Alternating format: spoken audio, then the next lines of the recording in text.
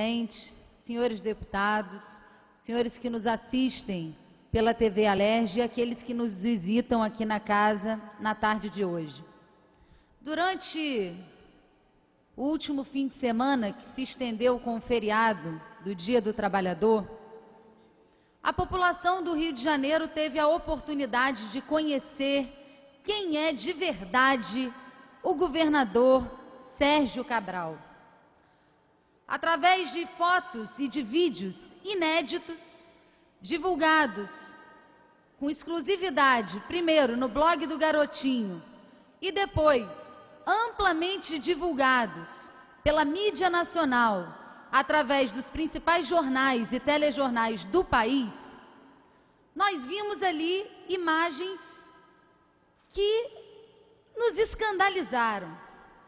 Como se não bastasse, em primeiro lugar, a breguice, a cafonice, a falta de bom senso do governador Sérgio Cabral, acompanhado da sua comitiva, os principais secretários do governo, junto com empresários, nos hotéis mais caros e luxuosos do mundo, segundo a assessoria do governador, numa missão oficial, usando guardanapos na cabeça e dançando, requebrando até o chão. Como se não bastasse a cafonice, a falta de bom senso, de um comportamento que não é digno de chefes de Estado, como se não bastasse tudo isso, a imoralidade. O governador Sérgio Cabral sempre disse que nunca misturou o público com o privado. Não é o que nós vimos naquelas imagens.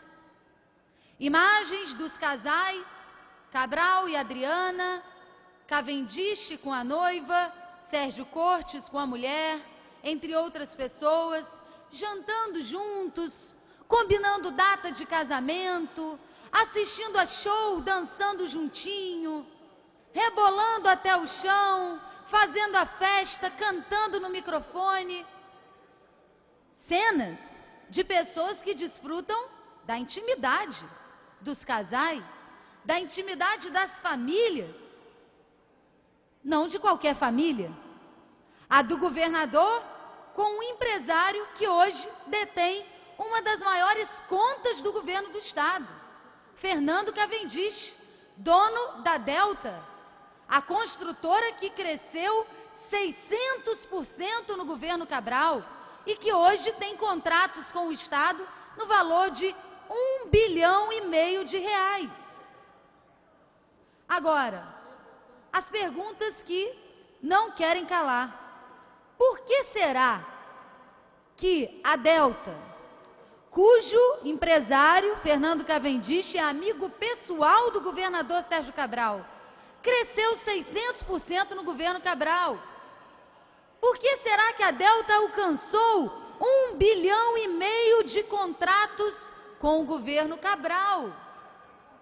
Por que será que 20% desses contratos foram dados à Delta com dispensa de licitação? E a pergunta mais importante: quem pagou toda essa farra do governador com os empresários e os secretários de Estado na Europa? Quem pagou? Será que fomos nós? Com os dinheiros dos nossos impostos? Será que foi o dono da Delta, Fernando Cavendish, com o dinheiro que ele ganha com os contratos do Estado? Ou será que a gente vai acreditar numa versão em que cada um pagou a sua conta? Será que é possível? O governador Sérgio Cabral, que à época tinha um salário de R$13.500, será que com esse salário o governador consegue sustentar todos os seus 5 filhos? Será que com um salário de R$13.500 ele consegue manter o seu apartamento de luxo no Leblon, as suas 2 mansões em Mangaratiba e, além disso, viajar com a sua esposa para os hotéis mais caros do mundo, comer nos restaurantes mais caros do mundo? por dias seguidos, com um salário de R$ 13.500? Será? Ou ainda uma outra versão que a gente pode supor. Será que o governador Sérgio Cabral foi bancado pela sua esposa, Adriana Anselmo, que ficou rica da noite para o dia, já que o seu escritório de advocacia cresceu mais de 1000% desde que o governo do seu marido iniciou? Afinal de contas, a senhora Adriana Anselmo, o seu escritório de advocacia ganhou a conta das principais concessionárias do Estado. Bom, pode ser que ele tenha sido bancado pela esposa. É uma versão também. O fato é que é preciso saber quem bancou a farra da gangue do guardanapo. Será que foi o homem, Fernando Cavendish, aquele que disse que compra qualquer político com 30 milhões de reais? Será que ele comprou o governador Sérgio Cabral? Enfim, vamos falar um pouco da gangue do guardanapo, porque ela não é formada apenas pelo governador Sérgio Cabral e pelo dono da Delta, a construtora investigada no escândalo do Carlinhos Cachoeira. Existem outros personagens na gangue do guardanapo. Wilson Carlos, o secretário de governo de Sérgio Cabral, homem de confiança do Sérgio Cabral, o homem que faz as relações entre o governador Cabral e os empresários, aquele que aparece na foto sorridente, posando ao lado de uma Ferrari de $1 milhão. Tem também outro integrante da gangue do guardanapo, o senhor Regis Fischner, o chefe da Casa Civil de Cabral, o homem designado por Cabral para fazer auditoria nos contratos com a Delta e o governo do Estado. Ora, o homem que estava abraçado ao dono da Delta, fazendo também a farra em Paris. Tem também um outro integrante da gangue do guardanapo, o senhor Júlio Lopes, o empresário, dono de escolas, convidado e nomeado por Cabral para assumir a Secretaria de Transportes, o homem que destruiu o transporte público no Rio de Janeiro. Desde que ele assumiu a Secretaria de Transporte, o que nós estamos vendo é o caos no trem, o caos no metrô, o caos nos bondinhos de Santa Teresa, e ele rindo e zombando da cara do povo nas farras na Europa. Tem também o outro, da gangue do guardanapo, o senhor Sérgio Cortes, o famoso secretário de Saúde, que até hoje não conseguiu explicar o superfaturamento na Secretaria de Saúde e, mais do que isso, não conseguiu até hoje o senhor Sérgio Cortes, secretário de Saúde do Estado, explicar como ele comprou, pagando à vista, a sua mansão na Lagoa Rodrigo de Freitas, a mansão duplex, com 5 vagas na garagem, paga à vista, com dinheiro na mão. Até hoje, Sérgio Cortes não conseguiu explicar. Tem mais um também, esse menos conhecido da população, integrante da gangue do guardanapo, um empresário que até pouco tempo estava falido. 5 empresas suas falidas, o senhor Jorge Sadala. Este homem, um ex-falido e mais novo milionário desde que o governo Cabral começou. Jorge Sadala ganhou em contratos no governo Cabral em 4 anos 57 milhões de reais. Ele é o responsável por administrar o programa Poupa Tempo no governo do Rio de Janeiro. E ele administra esse programa através de um consórcio chamado Agiliza Rio, onde fazem parte, junto com ele, nesse consórcio, o Rei Arthur, o famoso Rei Arthur, amigo de Cabral, aquele que empresta o jatinho para ele viajar para baixo e para cima, para os seus destinos preferidos, Paris, Nova York, Roma, Mônaco. Aliás, o governador está sempre viajando nos momentos em que o Estado mais precisa. Pois bem, esse Jorge Sadala administra esse consórcio junto com o Rei Arthur e junto com uma das empresas que foi flagrada no mensalão do Distrito Federal.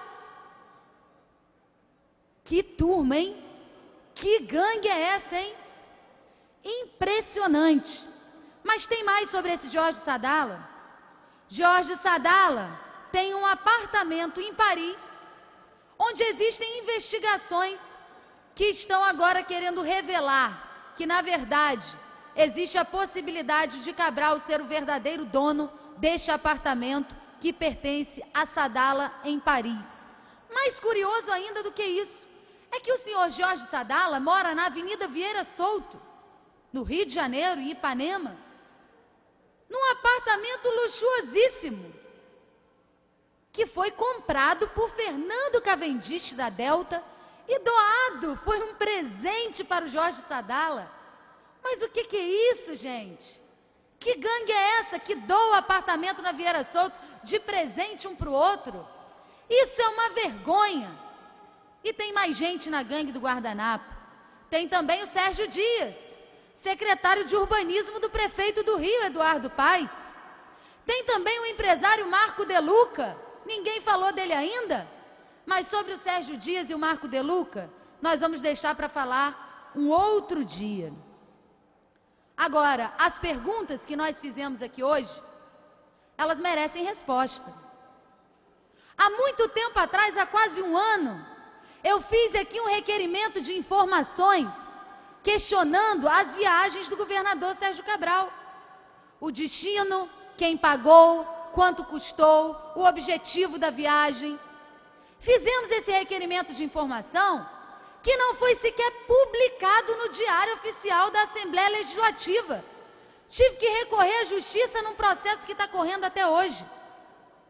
Não foi publicado no Diário Oficial porque o presidente da casa, senhor Paulo Melo, amigo do Sérgio Cabral, eleito presidente dessa casa com o apoio de Cabral, se negou a publicar. Existe um ditado antigo que diz: quem não deve, não teme. Por que será que não deixaram publicar o requerimento? Por que será que Cabral nunca quis dar justificativa das suas viagens? Isso ficou claro agora nesse fim de semana. Hoje eu estou protocolando, estou recolhendo as assinaturas para protocolar aqui na casa o pedido de abertura de uma CPI para investigar as viagens do governador Sérgio Cabral. E eu quero contar com o apoio de todos os deputados dessa casa, em nome do interesse público, para que assinem esse requerimento e a gente possa criar essa CPI. Afinal de contas, quem não deve, não teme. Vai ser uma ótima oportunidade para o governador se explicar. E eu farei questão de divulgar nome por nome dos deputados que assinaram e que não assinaram o pedido, porque o interesse de cada parlamentar deve ser, em primeiro lugar, corresponder às expectativas da população. E hoje o que todo mundo quer saber é quem é que está bancando essas farras do governador com seus secretários no exterior. Para finalizar, quem não deve não teme, eu já disse. E parece que Cabral tem muito a temer, até porque já começou o seu partido, o PMDB, a se movimentar em Brasília para tentar impedir a convocação do governador Sérgio Cabral para depor na CPMI do Carlinhos Cachoeira, em Brasília. Ora, será que o Congresso Nacional será irresponsável a este ponto? Por que será que a CPMI convocaria o governador Marconi Perillo, do PSDB de Goiás? Convocaria o governador Agnello Queiroz, do PT, do Distrito Federal? E livraria a cara do governador Sérgio Cabral, do PMDB do Rio de Janeiro? Se convocar os dois, tem que convocar os três. Afinal de contas, foi a Delta que repassou dinheiro para as empresas de fachada do Carlinhos Cachoeira. Empresas essas acusadas de repassar dinheiro para os políticos.